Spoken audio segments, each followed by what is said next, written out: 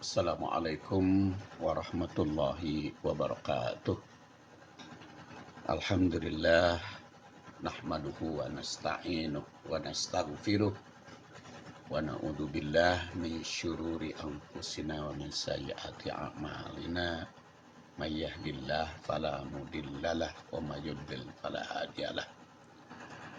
Jamaah rahimakumullah, saat ini saya ingin melanjutkan bahasan jinayat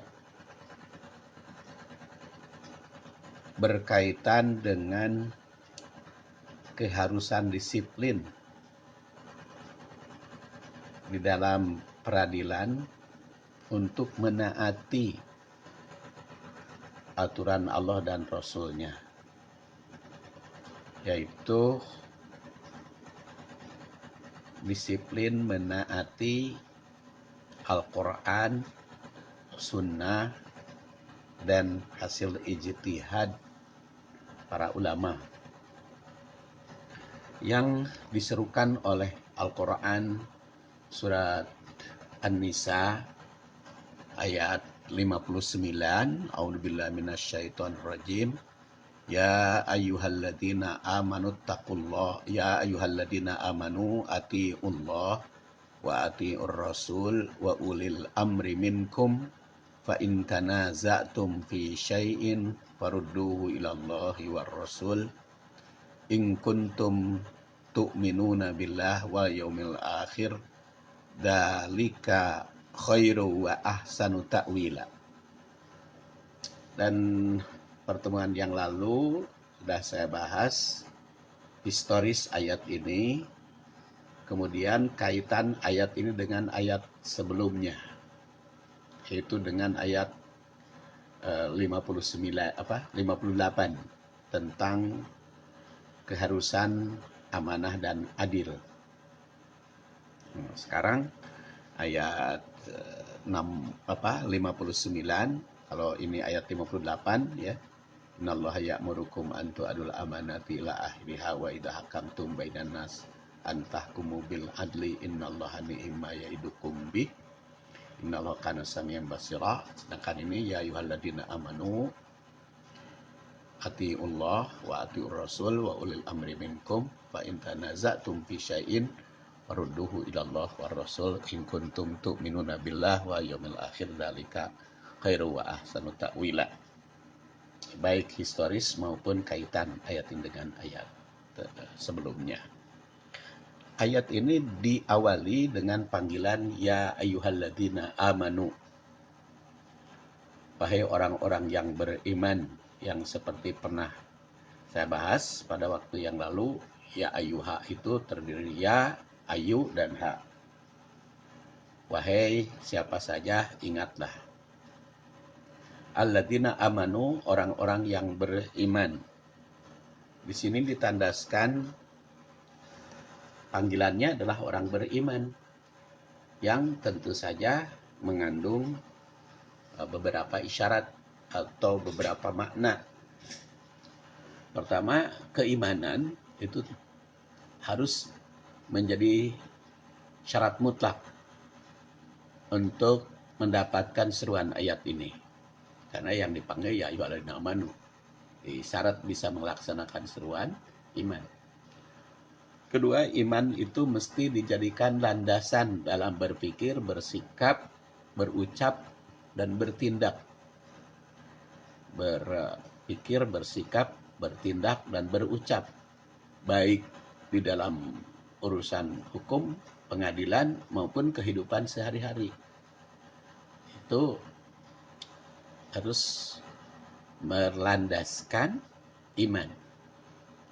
Ketiga, panggilan ayat ini menyeru mukmin taat dan patuh pada Allah dan Rasul-Nya.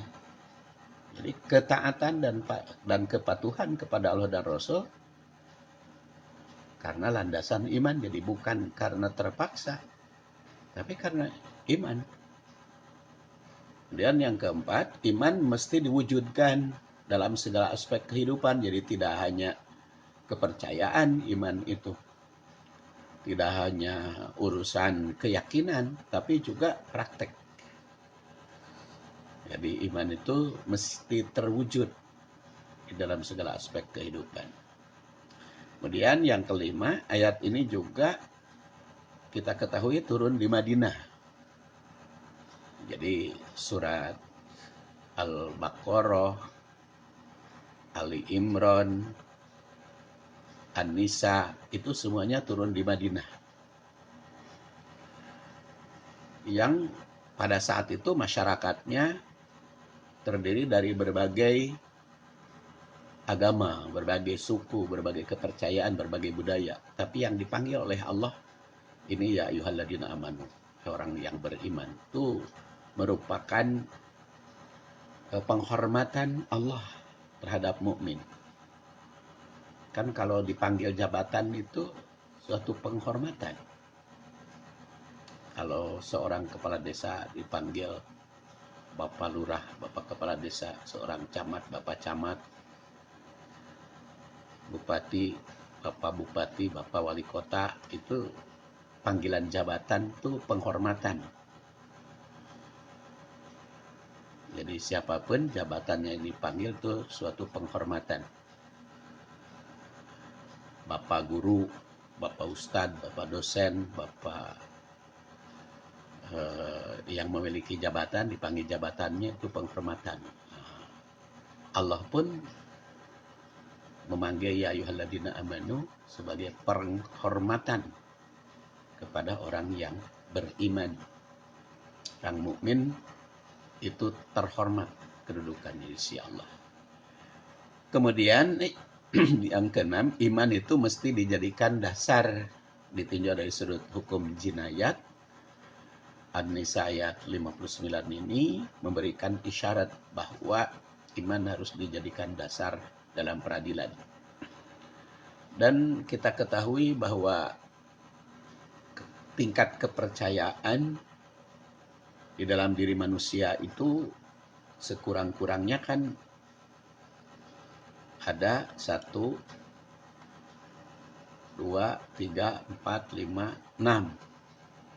Nah, tingkat kepercayaan tinggi itu iman. Jadi iman itu percaya sepenuhnya, 100% kepercayaannya. Iman. Apa yang dimaksud dengan 100%? Ucap, sikap, tindakan, keyakinan. Ya, makanya iman itu ditafsirkan al-i'tiqad bil jinan, qaul bil lisan, wal amal bil abdan atau bil arkan. Yakin di dalam batin, hati nurani, diucapkan secara lisan, diperbuat oleh anggota badan. Jadi makanya disebut 100%. Jadi kalau kita percaya 100%, itu namanya iman. Makanya Rasul telah menggariskan arkanul iman, 6 perkara rukun iman itu. Artinya yang 6 itu ada Allah, malaikat, kitab, Rasul, hari akhir, qada-qadar, kita harus percaya 100%. Yang diwujudkan di dalam lisan, perbuatan, sikap, ucapan. Karena keimanan. Kemudian yakin bahwa iman itu yakin. Yang yakin itu sekurang-kurangnya ada 3 macam keyakinan. Ada yakin dengan ilmu, itu dipahami secara logika, oleh ilmu dipahami. Karena paham dengan ilmu maka disebut ilmu yakin, keyakinan atas dasar mengerti. Kemudian atas dasar pengalaman atau dialami. oleh panca indera, oleh perbuatan. Itu disebut ainul yakin. Ain itu mata, jadi bisa dialami oleh mata. Tapi kalau keyakinan itu dimengerti, dialami, dan dilandasi oleh agama, oleh kepercayaan, maka itu hakul yakin. Hakul yakin itu iman. Iman itu harus selalu hakul yakin. Tapi kalau kepercayaannya kurang dari keyakinan, itu namanya zon. Ya mungkin 75 sampai 90% itu zon. Makanya ada husnudon. Husnudon kepada sesama manusia harus husnudon. Husnudon itu bukan husnul yakin, bukan yakin segala-galanya baik, tapi husnudon itu rasa engkaan kita lebih kepada kebaikannya, husnudon. Ada dalam hukum juga ada donni. Donni itu sudah diyakini kepercayaannya di atas ragu, tidak ragu. Dan kepada yang 6 saja yang kita imani, kepada 6 perkara yang ditandaskan oleh hadis riwayat Ahmad. Itu amantu billah wa malaikati wa rusulih wa kutubih wa rusulih wa yaumil akhir wa bil qadari khairihi wa syarri minallah. Nah, itu yang rukun iman. Tapi selain kepada itu, selain kepada Allah, kepada malaikat, kepada kitab, kepada rasul, pada hari akhir, dan kepada qada-qadar, itu tidak 100%. Karena iman sudah dibatasi. Jadi kalau benar-benar meyakinkan secara ilmu atau secara pengalaman, maka itu namanya yakin. Tapi kalau belum dimengerti secara ilmu, belum dibuktikan secara pengalaman, maka belum yakin, tetapi itu dzan. Jadi kepada sesama manusia itu ya paling dzan. Makanya kepada pemerintah atau pemerintah ke rakyat itu husnudzan, bukan harus yakin, bukan harus iman. Murid kepada guru dzan, husnudzan, bukan iman. Maka boleh saja membandingkan dengan yang lain pendapatnya. Jangan seperti iman kepada pendapat madhab, pendapat guru, pendapat orang. Don. Nah, kalau di bawah don, ragunya itu mungkin 50% percaya, 50% tidak, itu namanya syak. 50%-nya ragu, 50%-nya percaya. Syak. Di bawah syak adalah roib. Makanya Quran disebut la roiba fih. La roiba fih. Tidak ada yang diroibkan, diragukan, tidak ada. Karena Quran itu harus diimani.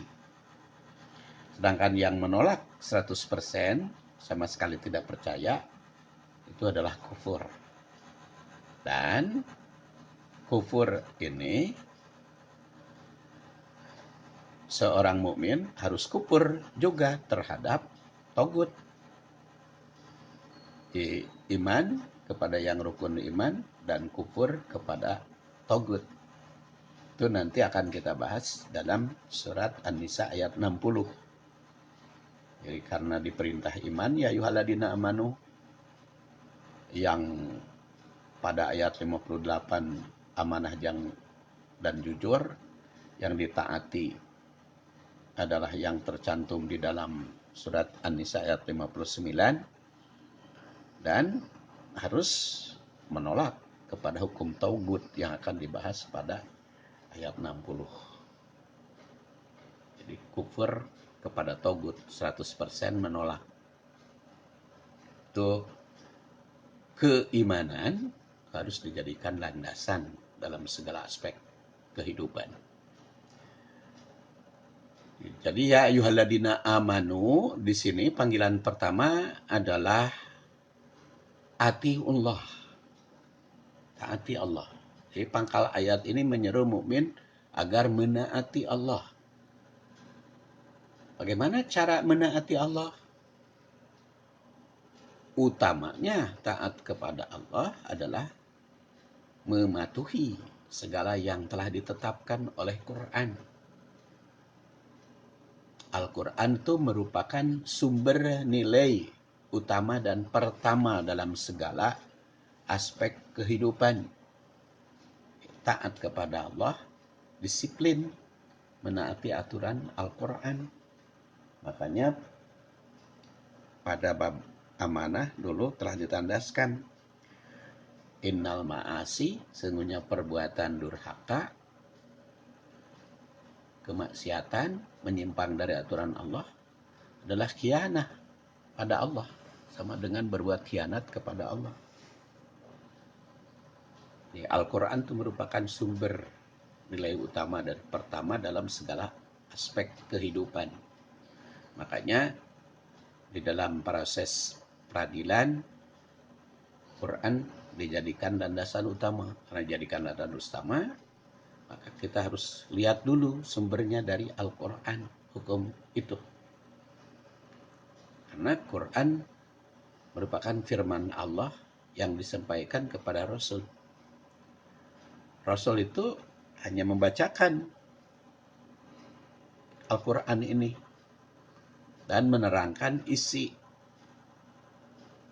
maksud di dalamnya. Membaca Al-Quran, baik dengan memahami ataupun tidak memahami, itu tetap bernilai ibadah. Karena kalau kepada Al-Quran itu disiplin, dan Rasul itu bertugas untuk membacakan. Dan semuanya itu adalah wahyu. Sebetulnya bukan hanya Quran wahyu itu, hadis juga wahyu. Bedanya, kalau hadis ada hadis qudsi, ada hadis nabawi. Kalau hadis qudsi redaksinya dari Allah. Kalau hadis nabawi redaksinya dari Rasul. Kalau Quran isi, redaksi semuanya dari Allah. Dan Rasul hanya membaca. Kalau hadis qudsi kan isi dan redaksi dari Allah, Rasul mengutip. Mengutip. Beda kan antara mengutip dengan membaca. Kalau membaca mah teks langsung. Kalau mengutip mah menceritakan Allah berfirman, itu hadis qudsi. Tapi kalau Quran mah firman Allahnya langsung dibaca oleh Rasul. Jadi taat kepada Allah utamanya melaksanakan Al-Quran, atiullah. Kemudian wa atiur Rasul, menaati Rasul. Seperti telah dikemukakan bahwa Rasul membacakan Quran, tapi juga menyampaikan hadisnya. Jadi menaati Rasul adalah dengan cara melaksanakan segala perintah, menjauhi segala larangan.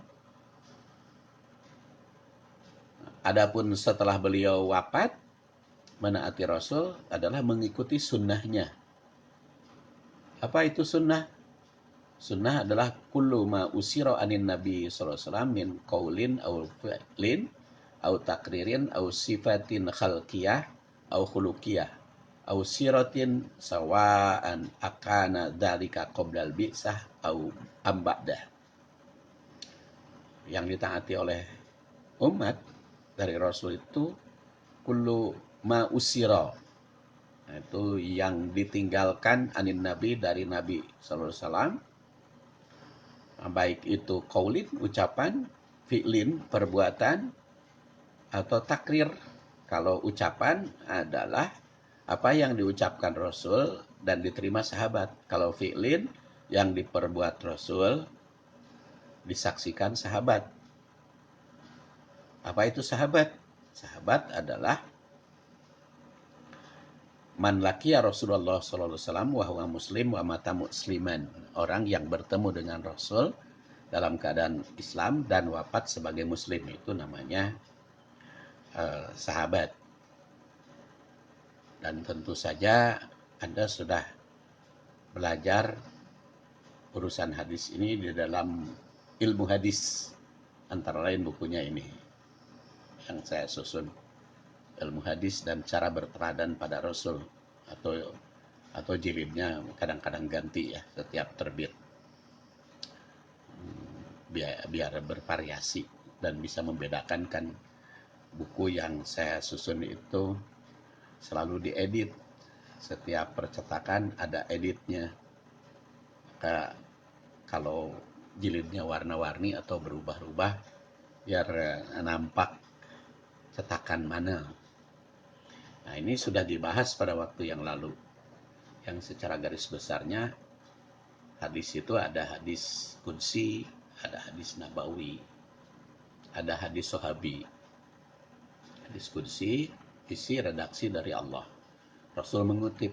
Hadis nabawi isi dari Allah, wahyu, dengan redaksi Rasul. Kalau hadis sahabi isi dari Rasul, redaksi sahabat.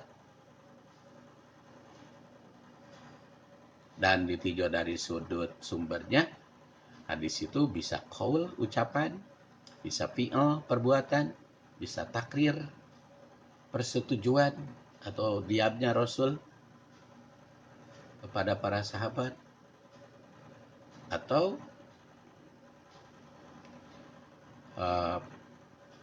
pembiaran Rasul atau tidak melakukan beliau. Makanya sering disebut hadis tarki, Rasul meninggalkan. Ada juga hami, rencana Rasul. Kan kalau ucapan ya seperti qala Rasulullah sallallahu alaihi wasallam, itu ucapan. Kalau fi'il perbuatan sahabat sering dikutipnya kana Rasulullah sallallahu alaihi wasallam. Itu fi'il perbuatan Rasul, kana Rasulullah sallallahu alaihi wasallam yadkulullah fi kulli ahyani. Kalau takrir persetujuan, biasanya kunna, para sahabat berbuat. Dan dia ceritakan Rasul berada di samping kami berbuat seperti itu. Kata Anas, pokoknya contohnya, ketika bulan Ramadan bepergian bersama Rasul, minna nasum wa minna uftir. Di antara kami ada yang saum selama bepergian di bulan Ramadan, ada juga yang berbuka. Rasul membiarkan semuanya, itu takrir. Kalau yang ham, rencana, seperti contoh Rasul begitu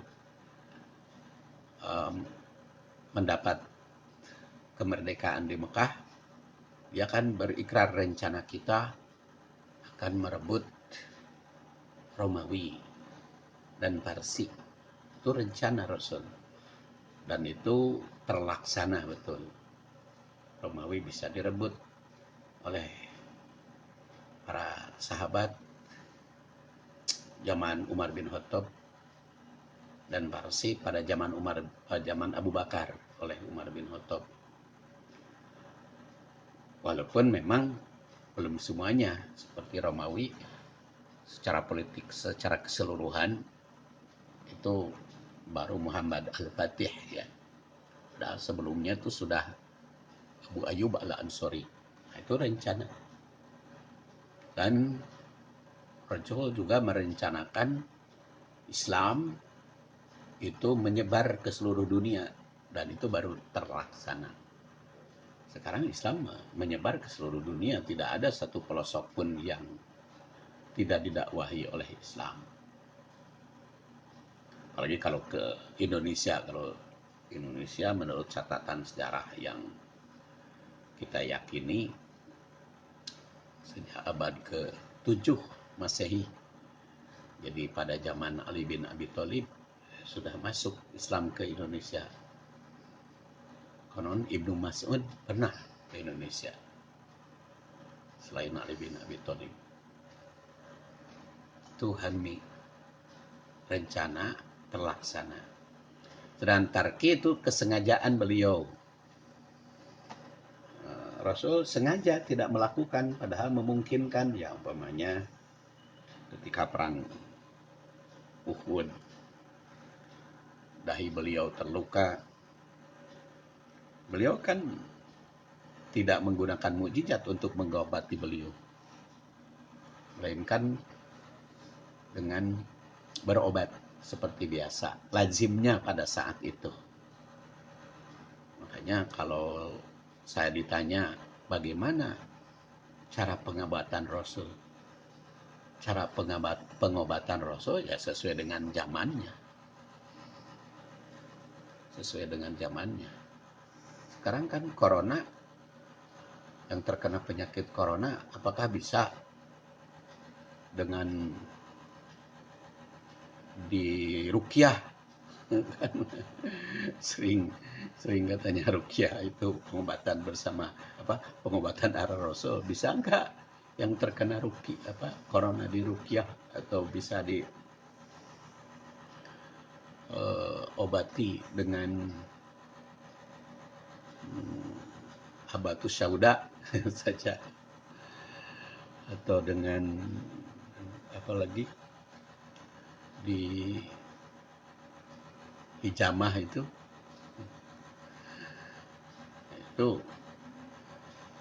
kesengajaan Rasul tidak menggunakan mukjizat untuk jadikan gambaran. Nah, itu semuanya mesti kita taati. Atiur Rasul. Atiur Rasul. Kadang-kadang ada sunnah Rasul itu disesuaikan dengan perkembangan. Kemudian atiur Rasul juga ada yang menafsirkan hadis itu aqwalun Nabi sallallahu alaihi wasallam wa af'aluhu wa taqariruhu mimma yasluhu ayyakuna dalilan lihukmin syar'i. Seperti Ajaj Khotib itu yang berkaitan dengan hukum syara.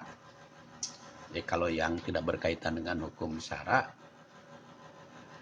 nggak masuk kepada sunnah. Kan ada cerita seorang anak ya jadi imam.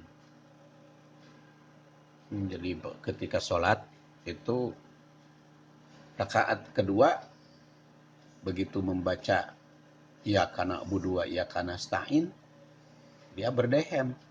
Iyyaka na'budu wa iyyaka nasta'in. Kemudian kok setiap sholat berikutnya juga iyyaka na'budu wa iyyaka nasta'in, dehem lagi. Ketika anak itu karena bapaknya lagi pergi, lalu si ibunya nanya, loh kok dek kenapa? Ya karena budu ya karena nasta'in itu dehem. Loh, ibu nggak tahu? Kan bapak kalau jadi imam ya karena budu ya karena nasta'in dehem. Ya saya juga ikut. Disangkanya dehem itu merupakan syariah. Tentu saja kita harus bisa membedakan mana yang berkaitan dengan lihukmin syar'i, apa yang diberbuat, apa yang diucapkan oleh Rasul. Kan saya juga pernah ketika menyembelih hewan di Cianjur, kan minta itu catatan siapa ini yang berkorban sapi itu untuk 7 orang. Jadi saya sebutkan aja satu persatu di dalam catatan itu. Catatannya saya bawa. Allahumma taqabbal min Muhammadin wa taqabbal min ummati Muhammadin wa taqabbal si anu yang tercatat. setelah itu si kertasnya itu ya saya lempar aja dan langsung menyembelih, dan kertasnya itu langsung jatuh ke darah yang mengalir dari leher. Nah, kemudian ketika pulang ke Bandung, yang berkurban nanya, Pak Ustadz, apakah memang kalau yang berkurban itu harus dicatat, kemudian catatannya dilemparkan ke darah sapi yang disembelih? Saya bilang, enggak Bu. Kenapa gitu? Itu katanya yang ketika menyembelih Ustadz di Cianjur, begitu telah selesai menyembelih, kan catatan namanya dilemparkan ke darah. Oh, baru sadar. Itu mah ibu bukan syariah. Karena merasa tidak berguna ya dibuang aja. Ini bukan sengaja dilempar ke darah sapi. Itu salah satu contoh. Makanya kalau seorang ustadz itu harus berhati-hati di dalam berbuat. Jangan sampai dianggapnya syariah. Kan sekarang banyak hadis-hadis dianggap hadis oleh umat, padahal itu bukan. Itu hanya dengan bahasa Arab aja. Ada seorang ustadz ceramah di televisi. Kita seorang muslim harus segala di masjid. Sampai dia mengatakan as-shalah fil masjid. Kemudian an-nikah fil masjid. Ya, sholat di masjid, ya nikah juga di masjid. Padahal dia nyebutnya bukan hadis, bukan sabda Rasul dia. Itu hanya dengan bahasa Arab dianggapnya hadis. Sehingga dijadikan dalil. Padahal kan Rasul tidak pernah nikah atau menikahkan di masjid ya.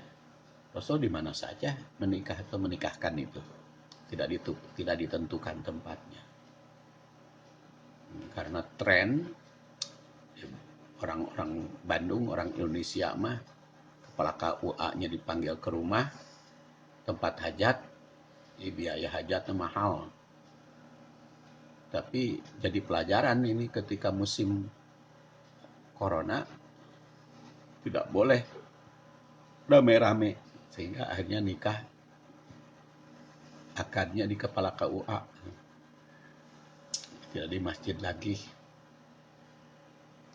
Nah itu kadang-kadang apa yang diucapkan oleh ulama karena berbahasa Arab disebut hadis. Tidak demikian, makanya Hajjaj Khatib itu mengatakan atiur Rasul, taat kepada Rasul, kepada apa yang diucapkan, diperbuat, direncanakan atau persetujuan, tapi berkaitan dengan hukum syara. Dengan definisi ini, Hajjaj Khatib itu berpendapat bahwa sunnah yang menjadi teladan itu yang berkaitan dengan hukum syariah. Jadi perintah taat kepada Allah yang dirangkaikan dengan taat kepada Rasul. Rasul yang ditaati itu yang berkaitan dengan hukum syariah. Kemudian nanti seperti apa taat kepada Allah dan taat kepada Rasul, karena ternyata setiap ada perintah taat kepada Allah pasti ada taat kepada Rasul. Atiullah wa atiur Rasul la'alakum turhamun. Sini ya ayyuhalladzina amanu atiullah wa atiur Rasul. Ada wa atiullah wa atiur Rasul wahdaru.